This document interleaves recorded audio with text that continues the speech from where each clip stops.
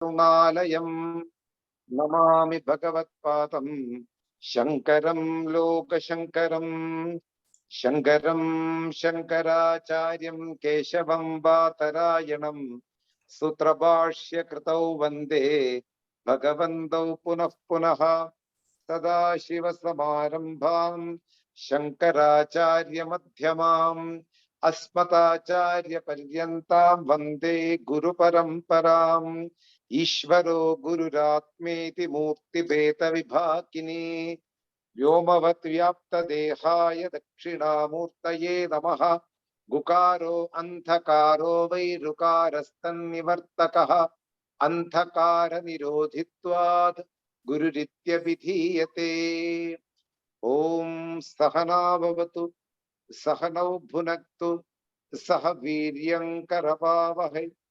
Tejasvinavadhitamastu Ma Vidvishavahai Om Shanti Shanti Shanti Om Namo Bhagavate Vaivasvataya Mrityave Brahma Vidya Acharyaya Nachiketase Namaha.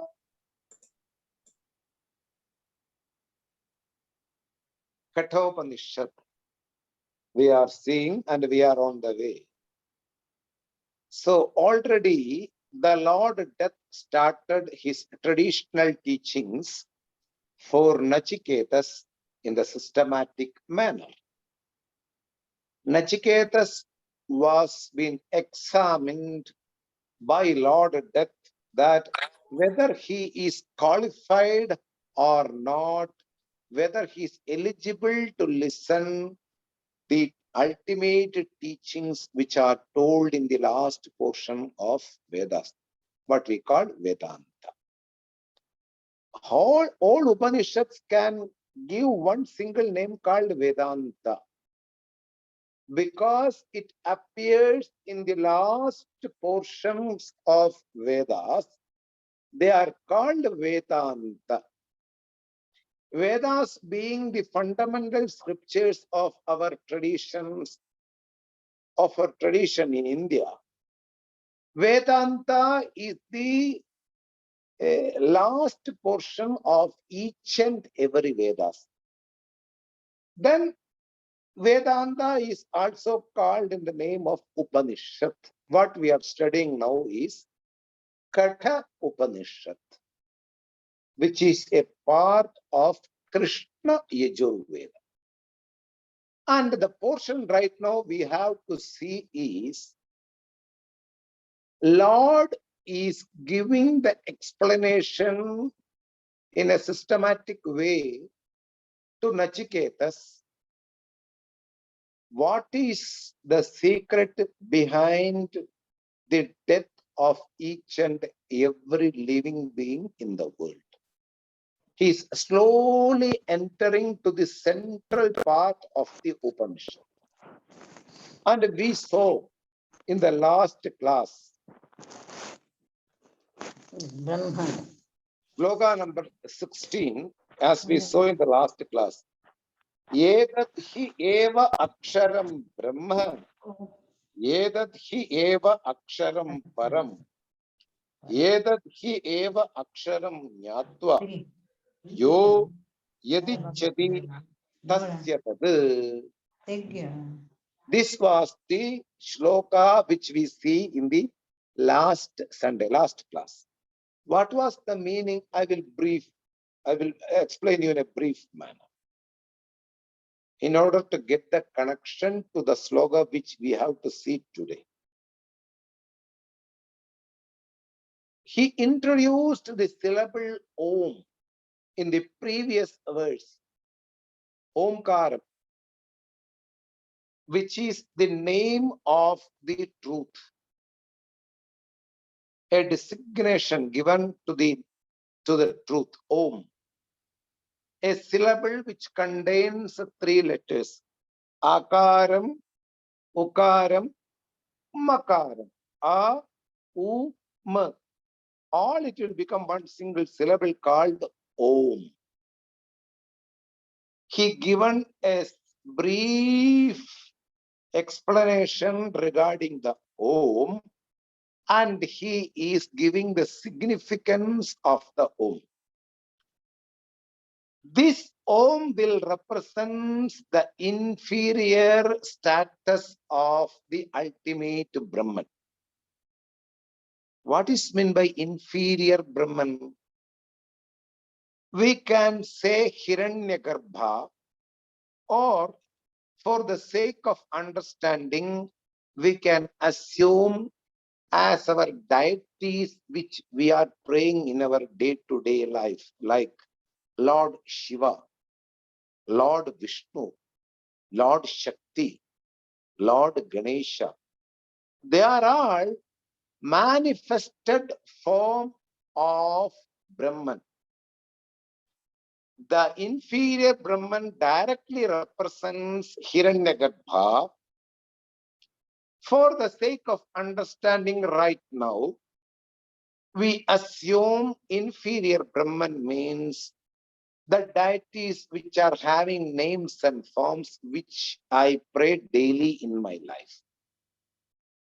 So Omkara represents the deities or the desirable Lord which I pray daily, in front of whom is being represented by the Omkara. It will also represent, the Omkara will also represent the ultimate superior Brahman, which is the real nature of Brahman, formless state. Really speaking, superior Brahman means Satyam, Jnanam, Anantam, Brahma. In order to understand the formless state of my intrinsic nature, I start with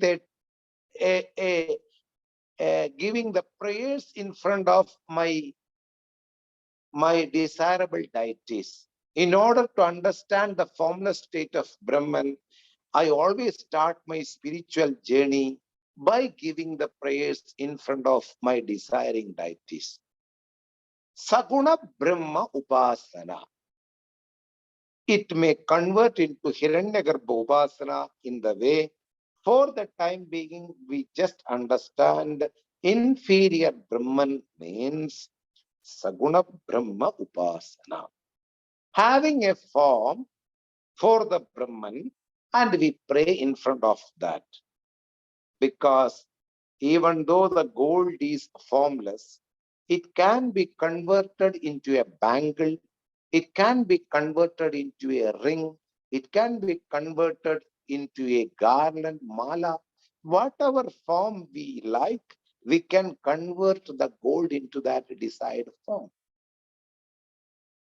Similarly, the formless Brahman, which is all-pervasive, which is Nama Rupa Atitaha, there is no name and form, even though for the sake of meditation, I keep a form in front of me, because mind is very much familiar in meditating certain things which are having forms. That is why inferior Brahman and superior Brahman, both words are being stated by the Lord Death in this shloka, in this verse. So the Omkara, the syllable Om will represent both the inferior Brahman, the deity which I pray, or Hiranyagarbha, or the superior Brahman. And what was the meaning of the second sentence? Etat hi eva aksharam jnatva. Knowing that this Om will represent the inferior Brahman and also the superior Brahman. Don't get confused by using the word inferior Brahman and the superior Brahman. There is no such a thing in the ultimate standpoint. For the sake of understanding, we start with a word called inferior Brahman. That's all. Okay? Nothing wrong on that. Mind is very much familiar on understanding certain things which are having some forms. That's why inferior Brahman is being given to Nachiketas. Then he says in the second sentence, Etat hi eva aksharam jnatva.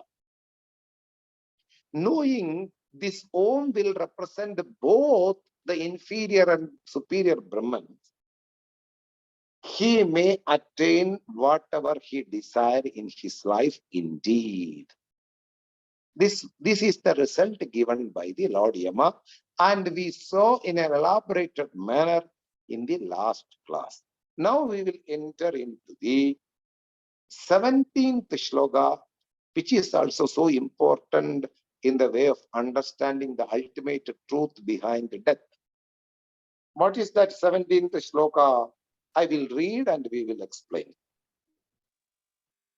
Etat alambanam shreshtham, etat alambanam param, etat alambanam jnatva, brahmaloke mahiyate. Once more I will read. Etat alambanam shreshtham, etat alambanam param, etat alambanam jnatva, brahmaloke mahiyate. To understand this verse, we need a certain background of what is the real intention of the prayers, or what are the means I am having to reach the ultimate goal. We need a certain amount of background to understand this shloka. Listening to the traditional teacher and getting the knowledge about the Brahman is the direct means for liberation from the freedom of samsara. Listening the traditional teacher and getting the superior knowledge about one's own intrinsic nature, one's self. Getting the knowledge about one's self, self-knowledge. It is the direct means in liberation, emancipation. To be freed from the samsara, to be freed from the death and birth cycle, I should know the ultimate truth of my intrinsic nature, which is being told through Upanishads, and it will be delivered by a traditional teacher. From the real spiritual teachers, we will get this knowledge. But we need to prepare our mind to focus on this knowledge. A very important thing one needs to do in one's life. Do the homework. Because we may have different types of experiences which already passed in our life. Lot of experiences from the external world, Dvaita Prapancham, I got right from my childhood up to this moment. And mind has accumulated different types of impressions in the form of happiness, in the form of sorrows, in the form of different types of emotions. Certain desires I got fulfilled in my life. Certain desires I have yet to fulfill. Certain desires are half of the way. So mind has a lot of impressions which I collected from the empirical world. We call in Sanskrit vasanas. a certain type of culture that I need certain things in this world in order to become happy. A mistaken information. This is a conclusion made by our mind. For the sake of happiness, I need desired object from the external world. In order to get the object from the external world, I need to work upon that. Kamam, karmam, karma phalam. A desire is born. In order to fulfill the desire, I need to get the desired object. And to get the desired object, I need to work upon that. I need to put effort. Kamam, karmam, karma phalam. So we go through these three stages every day in our daily life. Even after getting the knowledge, there will be desires, there will be desirable things, and I work on the desirable things. Kamam, karmam, karma phalam. Desires, and in order to fulfill the desires, I need desired objects and I need to work upon that. Karma. Each and every fulfillment will make some impressions, and there will be a carbon copy which I keep in my mind. Whether it is sorrow, whether it is happiness, I have a left impression in my mind. There is a set of carbon copies of my experiences. Even though they have passed away, they are there. Each and every experiences has a carbon copy which I keep in my mind. This may be a hindrance in the pursuit of moksha. My own likes and dislikes, my own samskaras, my own impressions, my own unwanted pressures, my own attachment towards certain things, attachment towards certain things. All these things may be a block or a hindrance in our spiritual journey. Due to the attachment towards the material things which made me happy in my life, due to the hatredness towards the things which made me sorrow in my life, all these things all together become a hindrance in my daily life towards the spiritual journey. I need to ward off these hindrances. I need to take away this block. If not, my spiritual journey gets stuck in one part. I can listen different lessons from different traditional teachers. If I don't do the exercise properly to take away all these impurities, what we call inside, accumulated in our mind, if I don't take away all these things, the past impressions, the pressure to enjoy the external world, certain core issues which I got when I am child. Maybe I am one child among 10 children for my parents. I didn't get a proper attention from my parents. So there will be an issue, core issue inside that I need attention from the external world. Wherever I go, if they don't give attention, I may get hurt. Like this, suppose if we go through an affair and we got certain sour experiences, bitter experiences. So each and every relationship I look with a bitter way of looking all the affairs in this world. These type of issues will be settled in our mind, which may not go, either we work upon that. There are solutions to take away any core issues from our mind. That is why people get angry if you don't give some attention when they come to a function or a ceremony around you. They will tell you after finishing the ceremony, even you didn't look upon me, you are so busy. That one single sentence will say that there is a core issue inside the personality.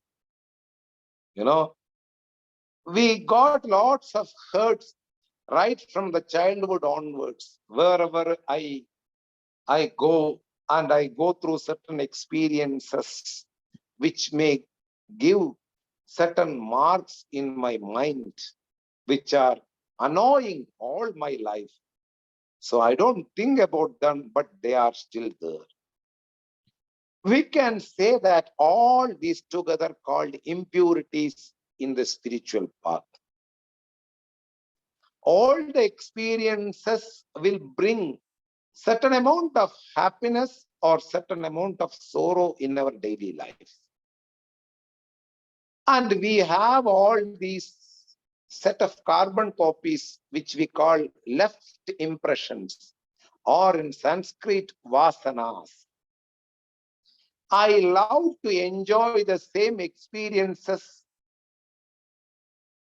which give me an amount of happiness, a good love affair, a good food, a good place visiting. You feel certain amount of happiness.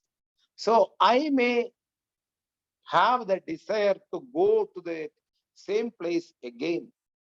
I may love to have same experience through that affair.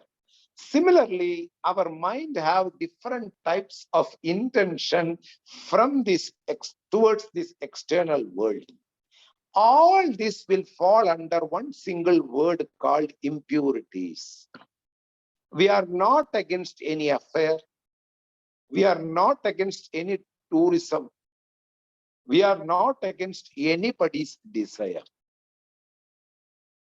Vedanta talks about certain unwanted pressures which are settled in one's mind. One needs to take care of that. Unless we don't take care of them, the knowledge about the self, the knowledge about the Brahman may wait to be the clearance of the mind. If the mind is ready, wiping out of all these impurities properly, a settled mind, a focused mind is very much available to listen the traditional teachings. So my mind should be available to listen the teachings. I need to ward off certain core issues and certain experiences which happened in my life, which are completely annoying all my life. I need to take care of them. We call them impurities of the mind. Ashuddhi, impurities of the mind. In order to make the mind pure, Shuddha Chittam, to ward off all impurities, we have different methods, what we call means towards the goal. Different methods. One may involve in social service, what we call Seva Bhav. One may involve in Vedic duties daily in their life, Nitya Karma, like Sandhya Vandanam, Gayatri Jabam, or Samita Dhanam, or any kind of Vedic routines they make their habit doing the Vedic routines daily in their life. They cultivate certain habits. Social service is very obvious in our daily life. There are people around me who do social services. We can do them. Any karma which will be beneficiary for others or any other living beings is a karma which can give the purity of the mind, which can purify the mind of the individual. Any karma which will be beneficiary for the others. It can be living beings, it can be human beings. And if you are completely trusting on pujas and prayers and Vedic duties, like Sandhya Vandanam, Gayatri Jabam, etc., etc. All these actions can purify one's mind. Any type of prayer can give you the ultimate reward called purification of mind. Purification of mind is the main concern of each and every karma which we do in our daily life. Chittasya shuddhaye karma, natu vastulabdaye. Vastulabdir vicharena natu karma kotibihi.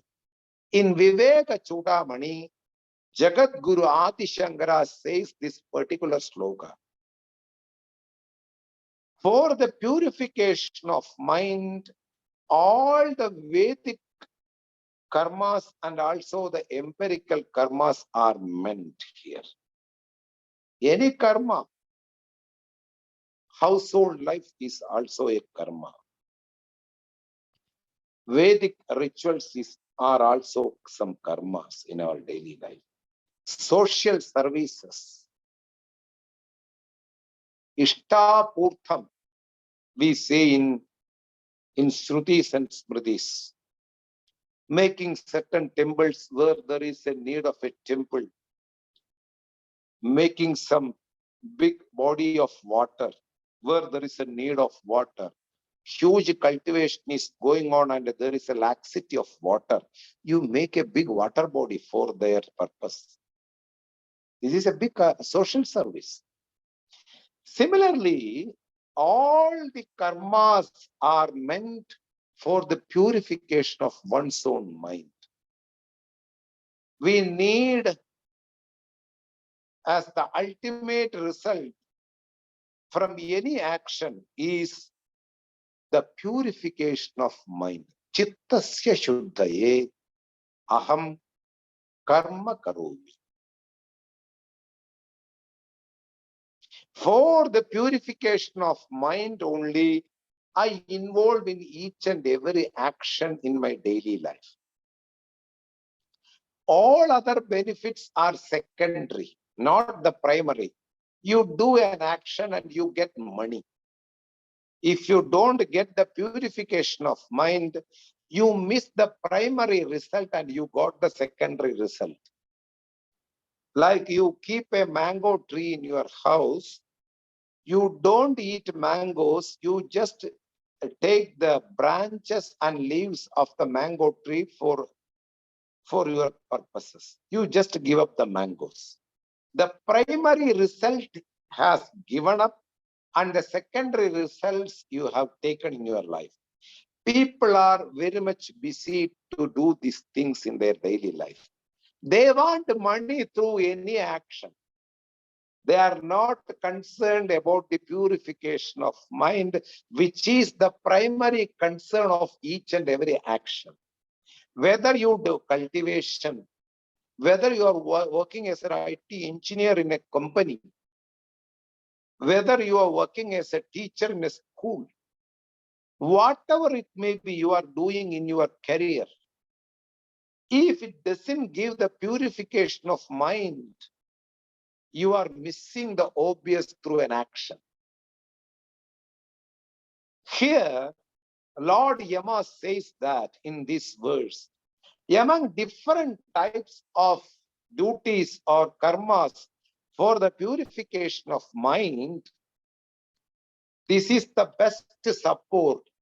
Etat hi alampanam shreshtham. The shreshta means best. This is the best way of taking as a support for the purification of mind. What is that? Omkara Jabam.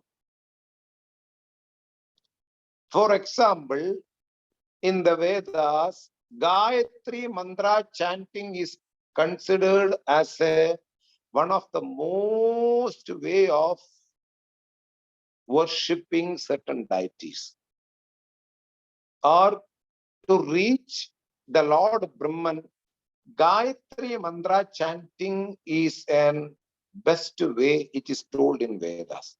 Here Lord Yama says that surpassing even Gayatri mantra, chanting the Omkara will take somebody to reach Brahman. That is being intended by the first line, that this is a best support for attaining Brahman. Edat hi alampanam shreshtham. This is a best mode. This is a best support to reach, to attain Brahman. I remind you, any action, whether it is a Omkara chanting, whether it is a Gayatri chanting, whether it is a social service, whether it is another action, whatever it may be, everything what we do in our daily life is for the purification of mind. A pure mind is ready to receive the knowledge as it is from the traditional teacher. He delivered the knowledge from the scriptures as it is. So a purified mind, we need to receive the ultimate knowledge. For that, Omkara Japa is one of the best means in one's life. One can choose to chant Omkara in their daily life. Remember, one need proper guidance in chanting Omkara. Understand? We are not going to enter into that discussion. I just remind you, in chanting Omkara, we need certain disciplines in our daily life. We need a proper guidance in the chanting of Omkara. One. The second line says that Etat alampanam param. Of course, this is the proper support to reach the highest Brahman, also the lower Brahman, inferior Brahman also, superior Brahman also. He is giving the importance of the Omkara. Understand? Please understand. The person who ready to chant Omkara need a proper guidance. If he get a guidance of chanting the Omkara, it will take into the superior Brahman. He will understand what is superior Brahman. It will also make you understand the inferior Brahman also. This is the meaning of Etat alampanam param. This is the best support to reach the inferior Brahman also. This is the best support to reach the superior Brahman also. Omkara Japam. Chanting Omkara. Morning and evening with the guidance of a traditional teacher. We call it Mantra Diksha. Om, Om, Om. Really speaking,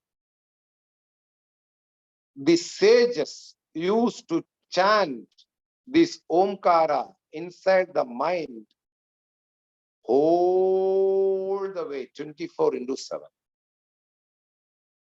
Whether they are dealing with you, whether they are dealing with worldly activities, they chant Omkara inside their mind. Om, Om, Om.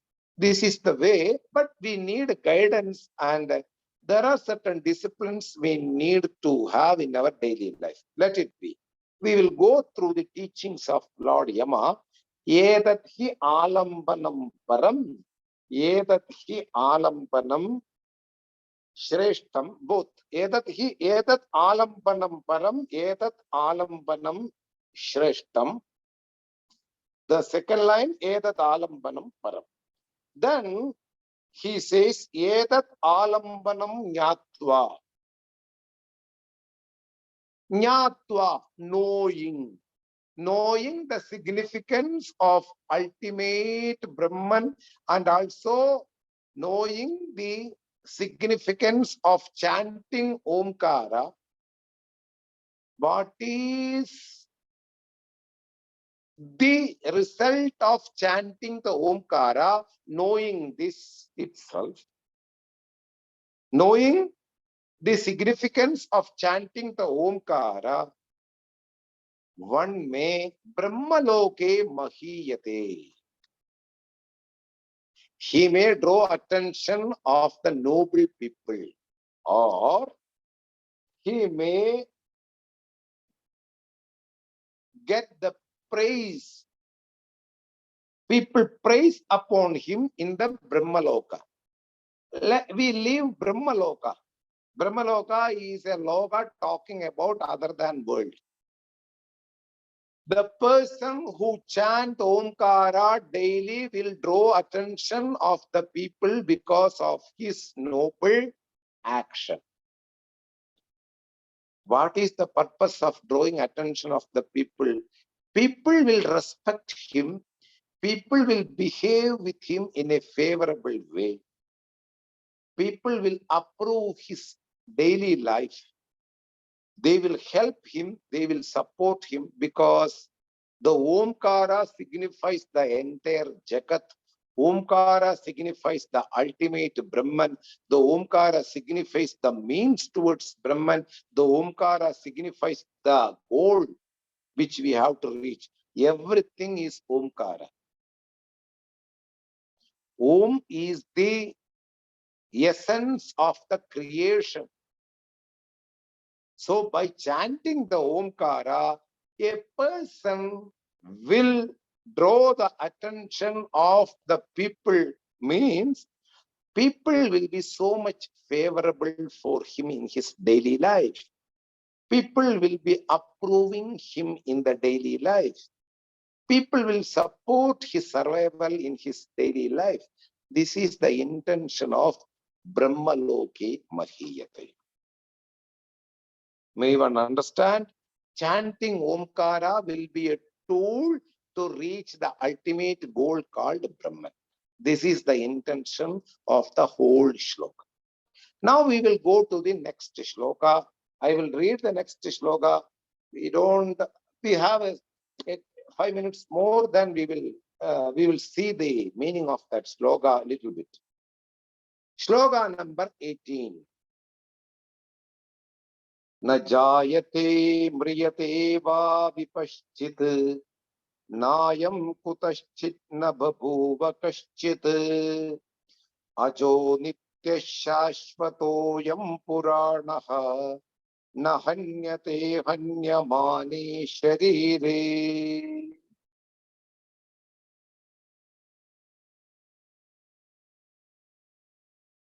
Vipashchit, I will take that word first. All-knowing entity. Vipashchit. All-knowing entity. We will center, we will understand that meaning. Vipashchit. Visheshena pashyati saha vipaschit. In and through, entire creation is being imagined by one personality. We know that the whole creation is packed with so much care and so much genius. Each and every part of creation, if you look into that, so much geniusness is involved. Take a leaf from a plant and look into the leaf and you inquire into that leaf. You see nerves, you see stems, you see some other materials, everything packed in a proper manner in one particular leaf. Similarly, you look upon an animal, for example, cat, dog, or parrot, whatever it may be. How much arrangement the Creator has made on each and everybody's body. Lot of feathers, lot of hair, 2 eyes, a beautiful way of mouth, big tail, 2 legs. Each and every part is well arranged with a lot of genius. An intelligent personality can only create a thing. Without thinking, you cannot create anything in this world. A person who knows each and every part of everything which is pertaining to the world, he has already an idea about each and everything. That person is called Vipaschit. This Vipaschit is one of the name of mine, the listener's name, Vipaschit, because the Creator itself became the created. This is the secret of the Vedantic text. There is no separation from the Creator and the created. The Creator is the created. There is no 2 things in the world. Like a pot maker and a pot, we see both in different way. A pot is there and a person who made the pot is also sitting near to that. But when it comes to the creation, the Creator itself is the created. So each and everything in the world is called Vipaschit, the all-knowing entity itself appearing in the form of human beings. The all-knowing entity is appearing in the form of different types of birds. The all-knowing entity is appearing in the form of different types of stars. The all-knowing entity is in the form of 5 elements, the space, the Vayu, the vital air, the Agni, the fire, the water, the Prithvi, the earth. These 5 elements is nothing but Vipaschit.